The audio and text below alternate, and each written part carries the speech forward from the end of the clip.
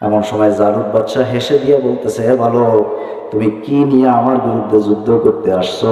এইটা দিয়ে তো মানুষ কুকুর মারে, এটা দিয়ে মানুষ কুকুর মারে। হযরত দাউদ আলাইহিস সালাম সঙ্গে সঙ্গে জবাব দিলেন যে, শোনো জালুত বাদশা, তোমার নাম কাম বিরাট কিছু হতে পারে, তোমাকে গোটা পৃথিবীর কাফের মুশরিকরা ভয় পেতে পারে, কিন্তু আমি যেহেতু মুসলিম বাহিনীর পক্ষে জিহাদের ময়দানে এসেছি, তোমার মতো নাম করা একজন বাদশা আমার সামনে কুকুরের চাইতে বেশি কিছু না, এই জন্য আমি কুকুর মারা যন্ত্র নিয়ে তোমার মোকাবেলা করতেছি।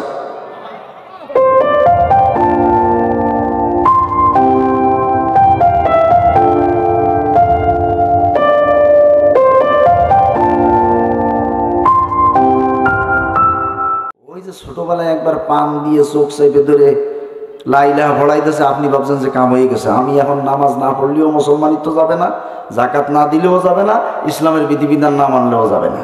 না, এত সহজ না, এত পানি পানি না।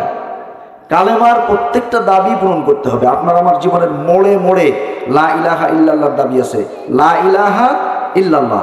জীবনের প্রত্যেকটা ধাপে ধাপে কিছু ত্যাগ করতে হবে, কিছু গ্রহণ।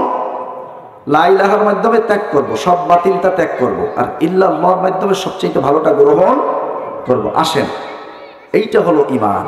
এইবার ঈমানের এই দাবিতে আল্লাহ আমাদেরকে পরীক্ষা করবেন। বলতেছেন, লাকাদ ফাতান্নাল্লাযীনা মিন ক্বাবলিহিম, পূর্বে এভাবে তিনি পরীক্ষা করেছেন। এখন আসেন, এই পরীক্ষায় আমাদের জীবনের পরতে পরতে লা ইলাহা ইল্লাল্লাহর কি কি দাবি আছে। আল্লাহ রাব্বুল আলামিন কোরআনে কারীমের মধ্যে আমাদেরকে জানায় দিলেন, লা ইলাহা ইল্লাল্লাহ, এইটার দাবি যদি তুমি পূরণ করতে চাও আর পাক্কা সাচ্চা মুমিন যদি তুমি হতে চাও, তাহলে লা ইলাহা ইল্লাল্লাহর দাবিতে তোমার প্রথম দায়িত্ব হলো লাম ইয়াখশা ইল্লাল্লাহ, একমাত্র আল্লাহ ছাড়া আর কাউকে ভয় করা যাবে না। লাম ইয়াখশা, লা ইলাহা, কথা বুঝতেছেন তো আমার নাকি? আজকে কালেমা বুঝাইয়া দিয়া যাবো ইনশাআল্লাহ। সারা জীবন যে কালেমার সাথে করছেন সে কালেমা খুব একটা ঘা গুঁতে দিতে পারেনি আপনাদেরকে। আজকের কালেমা কিন্তু পদে পদে ঘাই দেবে, আঘাত লাগবে, কষ্ট লাগবে। প্রত্যেকটা পদে পদে আমরা যখন ধরা পড়ে যাবে যে কালেমার এই দাবি আমি এইখানে পূরণ করি নাই, তখন কিন্তু একটু আঘাত লাগবে। সেই কালেমা আজকে পরিচয় করাই দেবো ইনশাআল্লাহ। বন্ধুগণ আমার, লাম ইয়াখশা ইল্লাল্লাহ, এক নম্বর দাবি হলো সব ভয় ত্যাগ করতে হবে, একমাত্র আল্লাহর ভয় গ্রহণ করতে হবে। ইমানদার কেমন ভাবে সব ভয় ত্যাগ করবে আর আল্লাহর ভয় গ্রহণ করবে? আল্লাহ পাক হযরত দাউদ আলাইহিস সালামের একটা ঘটনা সূরা বাকারার মধ্যে জানায় দিয়েছেন। হযরত দাউদ আলাইহিস সালাম তখন নবী হন নাই, মাত্র 17 বছর বয়সের টকবকে যুবক। এমন সময় ওই এলাকায় যিনি নবী ছিলেন, আল্লাহ পাক তার উপরে ওহী অবতীর্ণ করে জানায় দিলেন, আজকের এই যে ফিলিস্তিন বাইতুল মুকাদ্দাস, যেটা ইহুদিদের দখলে, ইহুদিরা বারবার সেখানে আক্রমণ চালাচ্ছে বছরের পর বছর। এই অঞ্চলটা তখন অমুসলিমদের দখলে ছিল। আল্লাহ রাব্বুল আলামিন ওই নবীকে জানায় দিলেন, একদল সৈন্যবাহিনী ওই ফিলিস্তিন বিজয় করার জন্য তুমি পাঠায় দাও। তোমার শুধু পাঠানোর দায়িত্ব, বিজয় দান করার দায়িত্ব আমি আল্লাহর। বলেন সুবহানাল্লাহ। নবী তখন এক ঝাঁক বাহিনী ফিলিস্তিন বিজয়ের জন্য রেডি করলেন, আর ওই বাহিনীর সর্দার বানায়া দিলেন তলুত নামক একজন ব্যক্তিকে। তলুত, তার নামটা সূরা বাকারার মধ্যে আছে। আর যার বিরুদ্ধে যুদ্ধ করতে যাচ্ছেন তার নাম হলো জালুত। এই তলুতের নেতৃত্বে এক ঝাঁক মুসলিম সৈন্যবাহিনী রওনা হয়ে গেল। হযরত দাউদ আলাইহিস সালাম 17 বছরের টকবকে যুবক, তিনি ওই মুসলিম বাহিনীর মধ্যে রওনা হলেন। মুসলমানদের প্রথম কিবলা, মুসলমানদের অন্তরের জায়গাটা অমুসলিমদের দখলে, এইটাকে মুক্ত করতে হবে। তিনিও রওনা হয়েছেন। তবে যাওয়ার সময় তিনি গাইটে করে গুজে একটা গুলটি নিয়েছেন আর 3টা পাথর নিয়েছেন। গুলটি চেনেন তো আপনারা?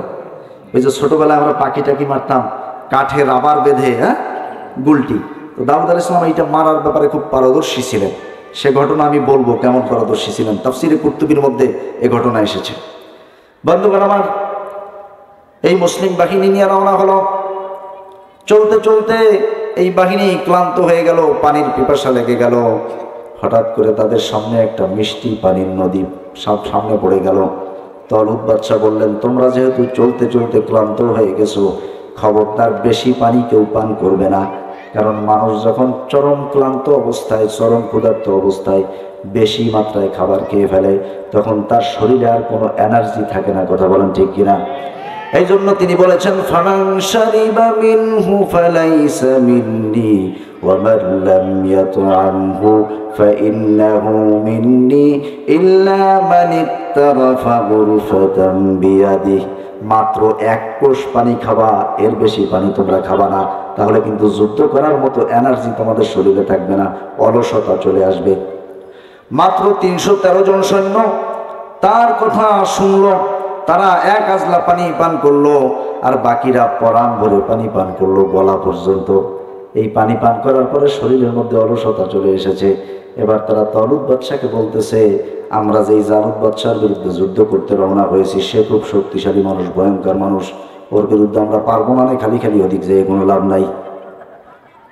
পানি বেশি খাওয়ার কারণে অলসতা চলে আসছে। তালুত বাদশা বললেন যে তোমরা যারা যাইতে চাও আমার সাথে তারা আসো, আর যারা যাইতে চাও না তারা চলে যাও। 313 জন সৈন্য তার সঙ্গে রওনা হলেন। এর মধ্যে দাউদ আলাইহিস সালাম আছেন। তখন কিন্তু তিনি নবী হন নাই, দাউদ আলাইহিস সালাম তখন নবী হন নাই। খুব মনোযোগ দিয়ে শুনবেন। চলে গেলেন। চলতে চলতে যুদ্ধের ময়দানে উপস্থিত হলেন। উভয় পক্ষ মুখোমুখি। জালুত বাদশা একেবারে লোহার বর্মটর্ম পরে, তরবারি হাতে নিয়ে, ঢাল হাতে নিয়ে, ঘোড়া হাঁকাইয়া সামনে আগায় আসছে। এসে বলতেছে, তোমাদের মধ্যে কে আমার সঙ্গে আগে মোকাবেলা করবে, আসো পাঠাই দাও। খুব বীরত্বের সাথে, বাহাদুরির সাথে। এবার তালুত বাদশা বলছে, এই বাচ্চাগুলো কথা শুনলো না, না এ বাবারা, এত মানুষ কি এক মাঠে ওয়াজ করলি হয়? কও, এত ছোট্ট একটা হাটে কয়টা পাগল খাটে? কও, আজকে আমাদেরকে করতে দাও, কালকে তোমরা করো। বন্ধুগণ আমার, এইবার তালুত বাদশা মুসলিম সৈন্যদের মধ্যে বললেন যে জালুতের বিরুদ্ধে আগে মোকাবেলায় কে যাবে? দাউদ আলাইহিস সালাম দাঁড়ায় গেছে, আমি যাব। সুবহানাল্লাহ বলবেন না? তিনি দাঁড়ায় গেলেন। তালুত বাদশা বলল, তুমি ছোট মানুষ, পারবে না, বসো। আবার ঘোষণা করলেন, আবার দাউদ দাঁড়ায়। 3 বার ঘোষণা করলেন, দাউদ ছাড়া আর কেউ সাহস করে দাঁড়ায় না। তখন তালুত বাদশা বলতেছে যে তুমি যে এর বিরুদ্ধে যুদ্ধ করতে যাবা, এত বড় দুঃসাহস তুমি দেখাচ্ছ, তোমার জীবনের 2-1টা অভিজ্ঞতার কথা বলো তো, কি অভিজ্ঞতা আছে তোমার? হযরতে দাউদ আলাইহিস সালাম বললেন, আমরা একসঙ্গে কয়েকজন রাখাল মাঠে ছাগল পালন করি, দুম্বা পালন করি, ভেড়া পালন করি, লালন পালন করি মাঠে নিয়ে। এগুলিকে মাঠে ছেড়ে দেওয়ার পরে আমরা সবাই মিলে গুলটি মেরে পাল্লা দেই, কার হাতে কত নিরিখ আছে। আমার সাথে কেউ গুলটি মেরে পারে না। আমার একটা দিনের অভিজ্ঞতা শোনেন, তাফসিরে কুরতুবী থেকে শোনাচ্ছি। হযরত দাউদ আলাইহিস সালাম বললেন, একদিন আমার এই ছাগল পালের মধ্যে একটা বাঘ ঢুকে গেল। আমি বাঘটাকে এমনভাবে একটা গুলটি মেরে দিলাম, বাঘটা ঘুরতে ঘুরতে জায়গায় পড়ে কিছুক্ষণ পরে মারা গেল। এইবার তালুত বাদশা বলতেছে, বাঘটা মনে হয় অসুস্থ ছিল। মানে এই বালকের আঘাতে একটা বাঘ মারা গেছে, এটা সে মেনে নিতে পারতেছে না। আর কোন অভিজ্ঞতা আছে? হযরত দাউদ আলাইহিস সালাম বললেন, আর একদিন আমার এই ছাগল পালের মধ্যে একটা সিংহ ঢুকে গেল।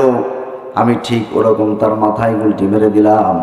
সিংহটা যখন ঘুরে পড়ে গেল, আমি কাছে গিয়া এক পা পাড়ায়া ধরে আর এক পা টেনে তাকে ছিঁড়ে ফেললাম, 2 ভাগ করে ফেললাম। এইবার তালুত বাদশা সাহস পাইছে, কয় যাও, তুমি যাও।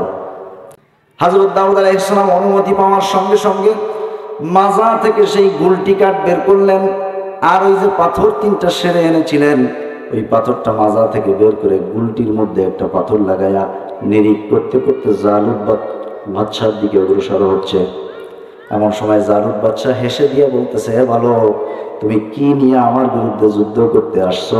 এইটা দিয়ে তো মানুষ কুকুর মারে, এটা দিয়ে মানুষ কুকুর মারে। হযরত দাউদ আলাইহিস সালাম সঙ্গে সঙ্গে জবাব দিলেন যে, শোনো জালুত বাদশা, তোমার নাম কাম বিরাট কিছু হতে পারে, তোমাকে গোটা পৃথিবীর কাফের মুশরিকরা ভয় পেতে পারে, কিন্তু আমি যেহেতু মুসলিম বাহিনীর পক্ষে জিহাদের ময়দানে এসেছি, তোমার মতো নাম করা একজন বাদশা আমার সামনে কুকুরের চাইতে বেশি কিছু না, এই জন্য আমি কুকুর মারা যন্ত্র নিয়ে তোমার মোকাবেলা করতেছি।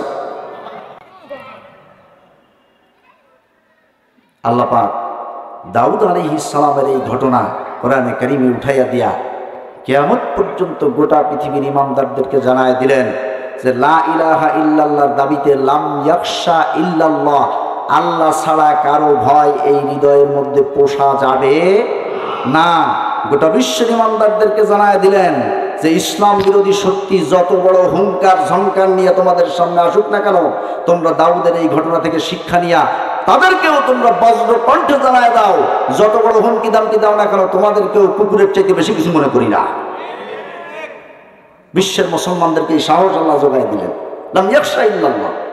তাহলে লা ইলাহা ইল্লাল্লাহর প্রথম ধাপ হলো লাম ইয়াখশা ইল্লাল্লাহ, আল্লাহ ছাড়া কাউকে ভয় করা যাবে না। সব ভয় একসাথে লালন করা যায় না, সব ভয় ত্যাগ করা, আল্লাহর ভয় গ্রহণ করা, এইটা হলো লা ইলাহা ইল্লাল্লাহর প্রথম ধাপ।